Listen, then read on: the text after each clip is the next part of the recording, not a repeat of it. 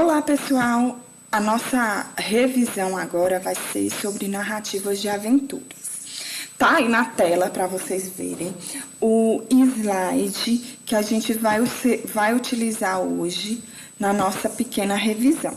Eu vou tentar ser breve, porque esse conteúdo a gente já trabalhou em sala de aula. Então, não é um pouco complicado. Tá vendo aí capas de alguns livros, Viagens de Gulliver, Moby Dick, Huckleberry Finn, O Lobo do Mar, Robinson Crusoe, A Ilha do Tesouro. Todas essas histórias são narrativas de aventura. Eu queria que vocês prestassem um pouquinho atenção, dessem uma olhadinha aí, que nessas capas há um elemento comum em todas elas: o ambiente. Que lugar eles estão? O mar. E o mar, no caso aí, vai ser um elemento especial para poder dar emoção, para surpreender, trazer perigo, mas ao mesmo tempo vem o personagem, que ele não é um personagem qualquer. Ele é simplesmente o herói da nossa narrativa. E aí ele vai demonstrar diante dos perigos coragem. Então, vamos adiantar aqui para a gente rever as características. Então, vamos rever o que é o gênero história de aventuras. Bem, esse gênero textual recebe esse nome porque apresenta uma história que é contada por meio de uma sequência de ações. A narração, pessoal, é uma sequência de ações que ocorrem ao longo de um espaço, no caso, o espaço preferido que o livro trouxe foi o mar. Mas tem outras histórias de aventuras que não ocorrem necessariamente no mar. Mas, precisamente, a maior parte das histórias ocorrem no mar. E no tempo, não é algo parado, congelado. Vai aparecendo uma sequência no tempo. Então, geralmente em viagens em lugares desconhecidos ou imaginários. Eu queria trazer aqui, bora lembrar um pouco de Moana, que a gente assistiu ao filme, quem se lembra. Moana se aventurou no mar. Ela conhecia o que tinha atrás daquela montanha, que onde era até então determinado que as pessoas só poderiam ir até ali. Não, mas ela foi além. Mas para ela ir além, ela demonstrou ter o quê? Coragem. Bem, é comum nesse tipo de história que as personagens passem por desafios e enfrentem situações de perigo, coisa que ela teve a ajuda, do Mugi. Ao explorar novos lugares, outra característica é a presença de seres mágicos. Quem era esse ser mágico lá na história? E de acontecimentos que só são possíveis no mundo da fantasia. Infelizmente, a gente não tem uma história dessa no mundo real, Entre as narrativas de aventuras, quero citar o que a gente estudou através do livro didático de vocês, que é esse daqui. Eu vou trazer para vocês, o livro. A gente leu o quê? A história de Moby Dick, que foi a da baleia, e teve o Lobo do Mar. E essas duas atividades a gente leu, discutiu. Inclusive, o livro trouxe uma comparação entre a história de Moby Dick e do Lobo e o Mar. Certo? Então, quem quiser revisar e fazer a leitura desses dois textos, ótimo, porque aí vocês já vão tentar resgatar o que a gente já estudou em sala de aula. Nessa atividade, tiveram questões para comparar e diferenciar as duas histórias, mas elas tinham elementos iguais. O desconhecido, o mar, o perigo, e os personagens principais demonstraram o quê? Coragem. Certo? Coragem diante dessa situação. Bem, aqui nós temos um gifzinho, de Moana, só para relembrar que a gente assistiu Moana. E Moana é uma história de aventura, É uma aventura, ela realmente tem embora é um romance, é um filme, não existe o livro, mas os romances de aventuras, eles vão muito para o cinema também. Aqui outro gifzinho para vocês lembrarem de Moby Dick, a baleia, Só para vir à tona mesmo e relembrar o que aconteceu em sala de aula, certo? Então, o que é que tem numa narrativa de aventura? Eu vou revisar aqui rapidinho para vocês os elementos da narrativa que são essenciais para um texto narrativo. Senão, seria só apenas uma história qualquer, sem emoção, sem sequência, sem isso, sem aquilo? Não. O que é? O que é que tem que ter um texto narrativo? Enredo, que é a história em si, mas há uma sequenciação de fatos para acontecer. As ações devem ocorrer em determinada sequência. Personagens, que são seres que vivem aquela história. Então, o narrador, narrativo, porque tem um narrador. É contado por alguém, né? O narrador é quem conta essa história. O espaço, que é o ambiente onde acontece a história, e o tempo, que pode ser de dois tipos.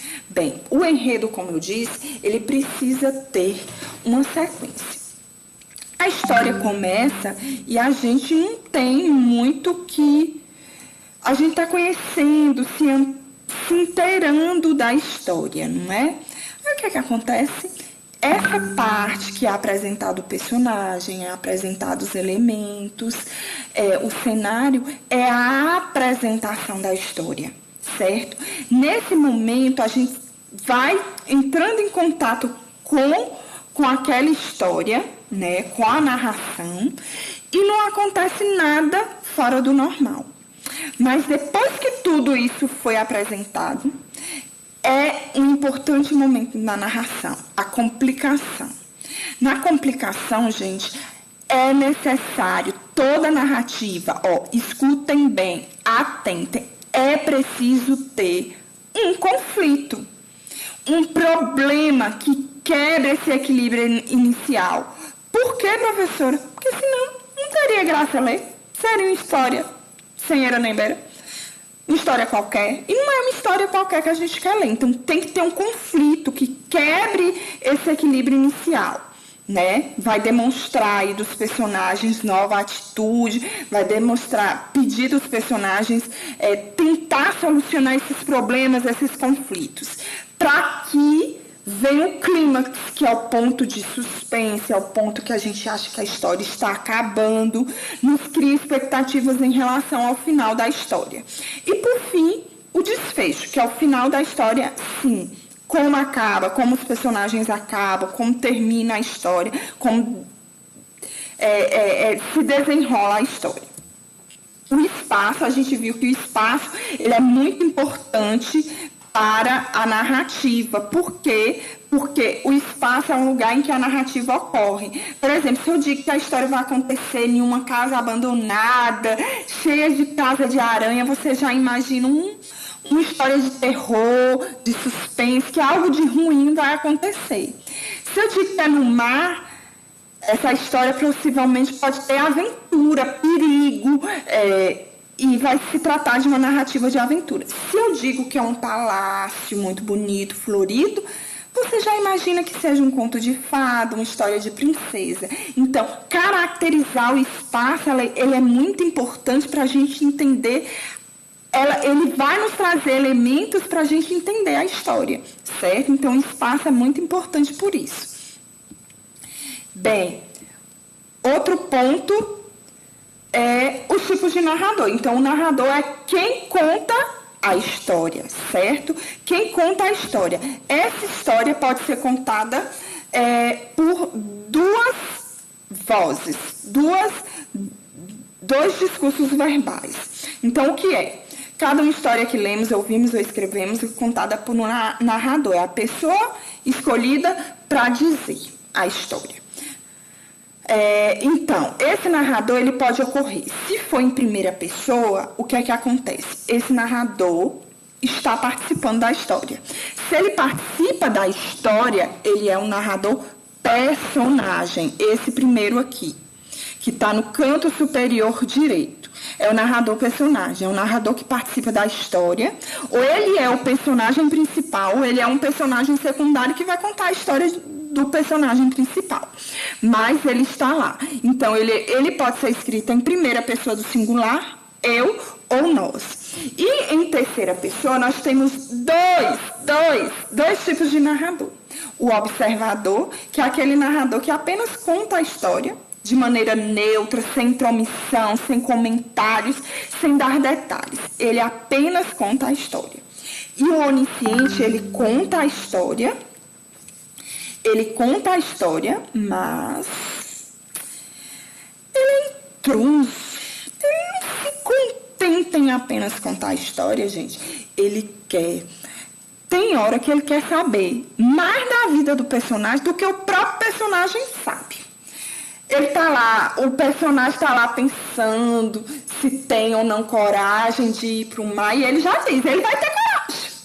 Então, é esse tipo de narrador, é aquele que sabe de todos os fatos, mesmo ele não participa da história, mas ele sabe de tudo, ó. Aquele vizinho que não está no lugar, mas sabe de todas as fofocas. Então, ele sabe de tudo.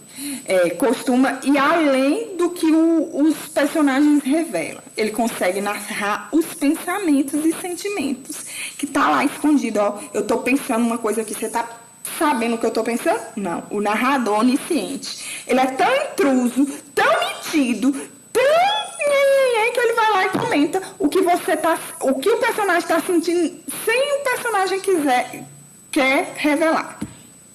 Bem, vamos continuar. Então, esses são os narradores. Então, o narrador pode ser em primeira pessoa, ele vai ser narrador personagem. Narrador em terceira pessoa, ele vai ser observador, apenas conta a história, sem comentário nenhum, neutro, ó, na dele. E o onisciente, totalmente oposto, vai comentar, vai analisar, vai dizer de sentimento, vai falar até os pensamentos dos personagens. O personagem principal é aquele personagem que vai ter os perigos, né? Então, ele vai demonstrar coragem, perigo, vai ter seres mágicos, vão ser personagens secundários, mas que vão estar ali para ajudar ele a entender o que está acontecendo e para sair daquela situação. Certinho? Bem, e em síntese, os elementos da narrativa, vou vir aqui para o cantinho superior, os elementos essenciais da narrativa. Então, nesse quadro síntese, para vocês entenderem, é o enredo, que é a história que acontece, as ações que ocorrem ao longo da narrativa, mas ocorrem em uma sequência, que é a apresentação, complicação, que é o conflito, o clímax e o desfecho. Os personagens são seres que realizam essas ações e participam. Esses personagens podem ser o principal, que vai demonstrar coragem, mas vamos ter personagens secundários. Narrador é o responsável por contar a história, estabelecendo contato entre o texto, o leitor e o ouvinte. O tempo é o momento que se passa os acontecimentos, e o local e o espaço, por fim, é o local em que se passa a história. Agora vocês vão lá fazer a atividade no livro, da página 39 do livro de português. Beijinhos, dúvidas, anotem para serem tiradas.